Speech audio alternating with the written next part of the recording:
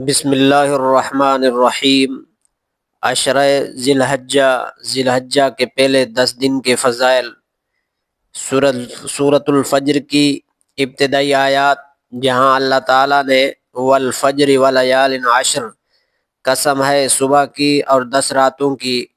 مفسرین جیسے ابن عباس رضی اللہ تعالی عنہما کے مطابق ان 10 راتوں سے مراد ذی الحجہ کے پہلے 10 دن ہیں۔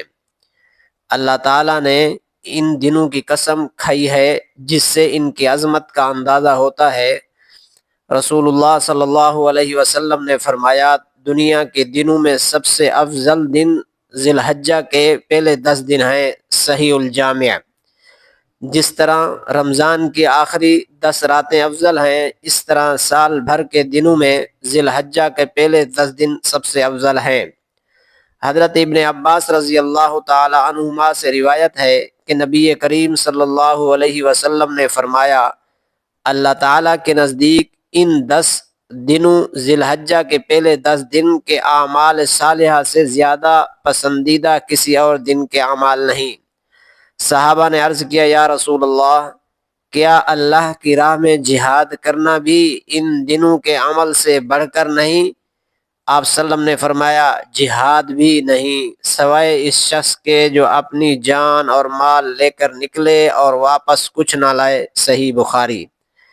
ان دنوں میں عام نیکی جیسے ذکر ہے، صدقہ ہے، تلاوت ہے کا ثواب عام دنوں کے جہاد سے بھی بڑھ جاتا ہے۔ ان 10 دنوں میں اسلام کے تمام ارکان کا اجتماع۔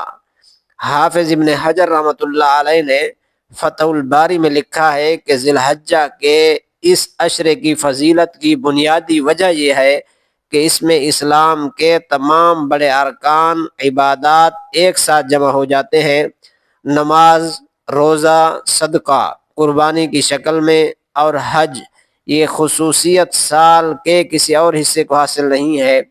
یوم عرفہ 9 ذی الحجہ، 1 دن کا روزہ اور 2 سال کے گناہ معاف۔ رسول اللہ صلی اللہ علیہ وسلم سے عرفہ 9 ذی الحجہ کے روزے کے بارے میں پوچھا گیا تو آپ صلی اللہ علیہ وسلم نے فرمایا، یہ گزرے ہوئے 1 سال اور آنے والے 1 سال کے گناہوں کا کفارہ بن جاتا ہے۔ صحیح مسلم۔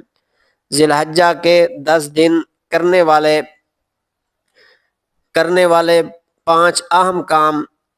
عملی گائیڈ۔ نمبر 1، کثرت سے ذکر، تکبیرات۔ حدیث کے مطابق ان دنوں میں اللہ اکبر، الحمدللہ، لا الہ الا اللہ کثرت سے کہنا چاہیے۔ حضرت عمر رضی اللہ تعالی عنہ اور حضرت ابن عمر رضی اللہ تعالی عنہما بازاروں میں جا کر بلند آواز سے تکبیریں کہتے تھے۔ نمبر 2، 9 ذی الحجہ کا روزہ، جس کی فضیلت اوپر بیان ہوئی ہے۔ نمبر 3، توبہ اور استغفار، گناہوں کو چھوڑنا۔ نمبر 4، بال اور ناخن نہ کاٹنا۔ جو شخص قربانی کا ارادہ رکھتا ہو وہ 1 ذی الحجہ سے قربانی تک بال اور ناخن نہ کاٹے۔ صحیح مسلم کی حدیث۔ نمبر 5، قربانی کرنا، اللہ کی راہ میں جانور ذبح کرنا۔ چینل کو سبسکرائب کر دیں اور اچھا سا کمنٹ